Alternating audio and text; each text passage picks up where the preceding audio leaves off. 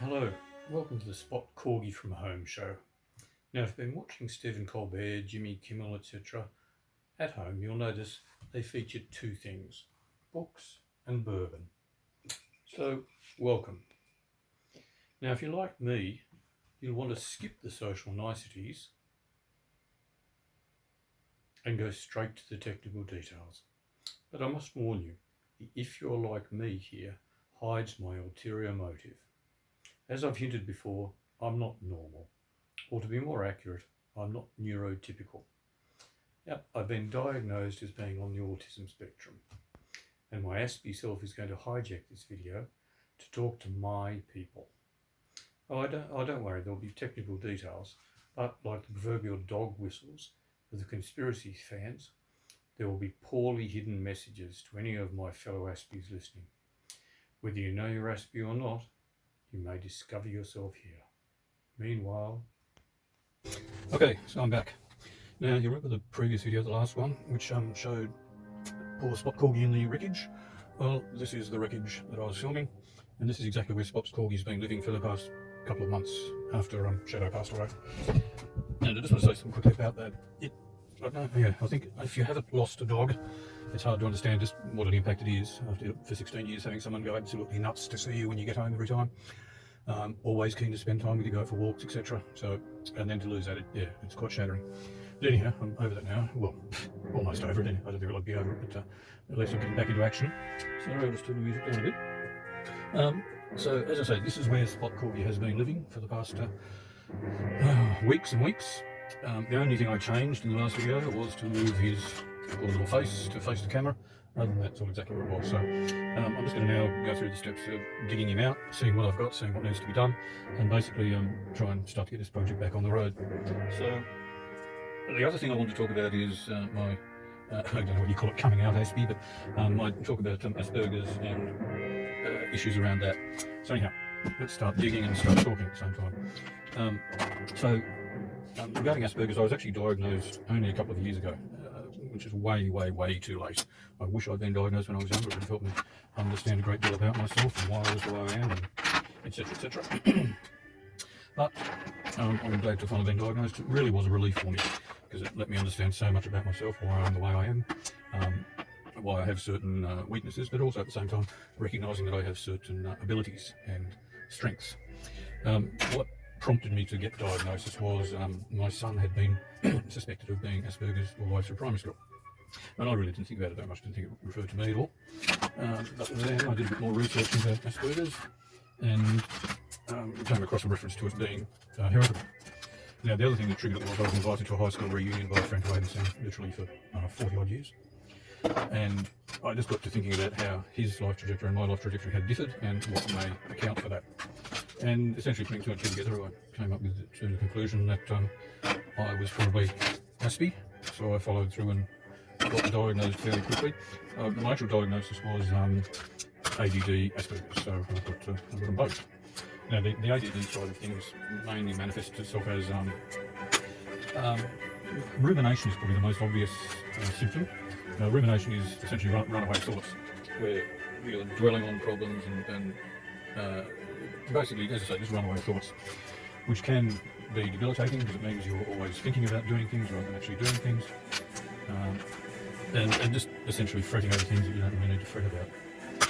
So that's where the medication really helps. It really calms my mind down. I can focus, I can concentrate, I stop worrying about things, and eventually I can get things done. Here's Shadow's little memory plate I made for him. So that's what the medication does. That's the ADD side. The Asperger's side is manifests in things like lack of social life, or lack of interest in a social life, to be honest. It's not as if I really want to have friends, but I don't have any. I'm quite happy with my own company, and it doesn't really bother me. So that's a laugh. I was filling in a survey about experiences of lockdown, and that topic came up about missing social interaction and whatever. I just have to laugh and say, no, that doesn't really bother me at all, because it actually plays right into my proclivities of liking to spend time alone, not socialising. So yeah, it's sort of it's the ideal personality for a lockdown, I guess. So so that's the Asperger's side of things. The thing that triggered me to, I think, come out not necessarily come out, but raise this topic in these videos was I recently listened to an audio book, which is the name. I can't remember the name, something on the mind. I'll put a link up to it anyway, so you can see what that book is. But it just listed so many traits and characteristics and experiences which I have, and I just thought, well, it might be helpful for other people to hear about these and get an idea about whether it might be affecting them in some way. But that's what prompted me to start this discussion, if you like. I'm actually planning to put up a chiron on the screen, which will run through the list of the signs and symptoms that I experienced that resonated with me from the book, from the Rothschild Allen kit. But yeah, it was quite a list, and they were very, very specific sort of things. Like, for example, when I go to bed, I have to organise myself so I'm lying perfectly parallel to the bed. All the bedclothes have to be parallel and perpendicular to the bed, and it takes me about 3 minutes to shuffle around and get everything lined up perfectly. And I stay in that position for about 5-10 minutes, and then I just roll over myself and go to sleep. So it's all a bit pointless, but that's, as I say, that was mentioned in the book, and I thought that was quite funny that it was something that specific is shared by a number of people. As to how long I've had this condition, it's literally been my whole life. Looking back, I can remember incidents and things going back to even when I was 5 years old, which I subsequently found out were indicative of ADD in particular. The Asperger's, the social side that I'd always thought I was just a bit awkward, and being red-haired and all that makes you stand out a bit, so you're a bit, it can feel a lot unusual to be socially, whether you'd call it unsuccessful or whatever you'd call it. But so there were other things related to the ADD which were manifested right from when I was very young. Sorry, I'm trying to remember how to put this thing together because it's been such a long time since I've looked at it. But we'll get there. That goes there. The bearing goes. Somewhere. Sorry about this. Just remember how this all goes together. So, as I say, it was quite remarkable looking back over my life history and symptoms and signs of Asperger's and ADD. And if you know statistics, it's like looking at a plot of data points and then running a multiple regression, and the regression just crowds along, it runs straight through the middle of all the data points. So it was exactly like that for me. It just fitted the data so well. That's a good one. So that's the diagnosis from years ago. I think I may have had the wrong servo horn here, which remember I had to print some extra long ones, so I'm not sure where that has gone. Some things have been a mess, as you can see. Oops, sorry, disturbing the camera. That's the side of things. As I say, I'll put a link to the Divergent line, it's called, just remember. And it talks specifically about women, but a lot of it's relevant to anyone Aspie of either sex. So, now we can see this is a condition that SpotCorgi is in the moment. He's got the battery controller and the PCI-9085. I'm actually going to put the Nano in there.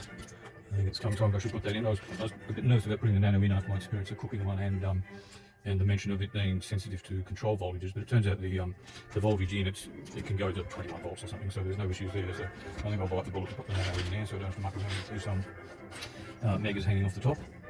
So that's going to happen. The other thing I'm going to do is put these new leg covers I printed on. That's why that won't go on, it's missing a part anyhow. So these covers, as you can see, actually have cover the whole leg. I'm hopeless now, I've completely forgotten how this whole thing goes together. It'll take me a bit of time to pick up back on that. As you can see, that covers the servo and the whole leg. It's a little bit fiddly getting the wires organised and routed correctly, so I'll actually probably do a detailed video of that when I get to it. But, so there's the new leg covers to go on. Obviously it needs to be put back together, and then I'm going to do the muck around lining up the servos again. Top and bottom covers, I've decided I'm going to use these little magnets and basically just glue those into there and there, and then put screws flush there, and that means top and bottom covers will just essentially clip on with magnets like that, which will save a lot of unscrewing and screwing up. There is I think I showed previously putting the whole body together. That's the tail with the socket there for the infrared remote, which I hope you can see. keep things in the picture frame. I get a bit distracted. So that the infrared remote goes in there, then that's the tail section. I started on creating a head. That's the face. Now, this was designed to take the proximity sensors as eyes, so the ultrasonic proximity sensors as eyes, and then the ESP32 camera is actually designed to clip in at the back. Sorry, clip in at the back here. As you can see, this is a bit of a mess. I've sort of mucked around with things. The ESP32 camera is designed to clip in there, and then it actually looks out the mouth. So that's what I said in the video previously. He's going to hear with his eyes and see with his mouth. But so there we go. That's the state of play at the moment, and the plans moving ahead. I do apologise again for this project being delayed so long, but at least it's starting to move ahead a bit now. And yeah, I'll get back into it now that I've started doing these videos again. It's a bit more just so I feel I have an obligation to all that have subscribed to actually get her done, as they say. So let's just watch on that. Yes, I have an obligation to actually get the project done. That's why that didn't fit. I was using the wrong bearing. I hope you can see all this I'm doing as I'm hopeless with the camera framing, as you probably remember from my previous videos. Yeah, so that's designed to go there. The bearing sits onto that little ridge, which you may be able to see on the top of the servo there. Sometimes you have to sand it down or file it down a little bit just to smooth the edge to make sure the bearing goes on there properly. And that goes in there.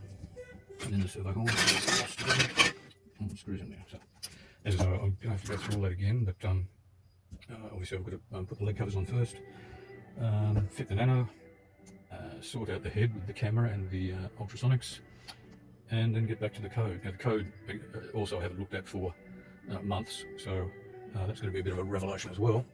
But it's probably not a bad thing, because quite often you come back and look at something after a long time, you'll see things that aren't what they should be, and you're able to tidy things up a bit. So that's where we're at. Oops, I'm banging the desk.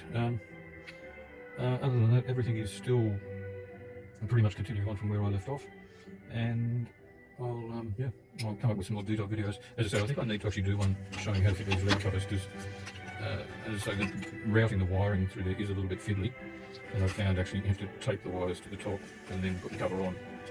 Sorry, tape the wires to the top and put the cover on, so they're talking about things that aren't in the frame again. But then those covers go on there, and as I say, it gives it a nicer look when it covers the whole top of the leg rather than having all the servo and everything hanging out like that. Yeah, so that's what we're getting. I don't know whether anyone is actually doing their own make. I would love to hear if they are and how they're getting on. Well, if you have any other questions, please just let me know. I'm more than happy to interact with people. It's not socialised. But yeah, I'm more than happy to answer any questions, or any people have special requests or suggested amendments to the design. You can pass those on to me as well. And then hopefully things will get back on track. Okay, so I think that's about it for now. So thanks, and until next time, see you later.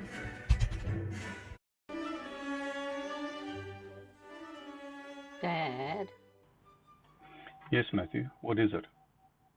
Stephen Colbert lets his son be a production assistant. All right. What do you suggest? I've talked to Ariana and her friend Adriana, and we've got some really cool ideas. Really? What sort of things? Well, mainly an apology, but a few other things too. Apology? Yeah, that was Ariana's idea. I'm sure she feels left out, but we've got some other really good ideas too. Just wait and see.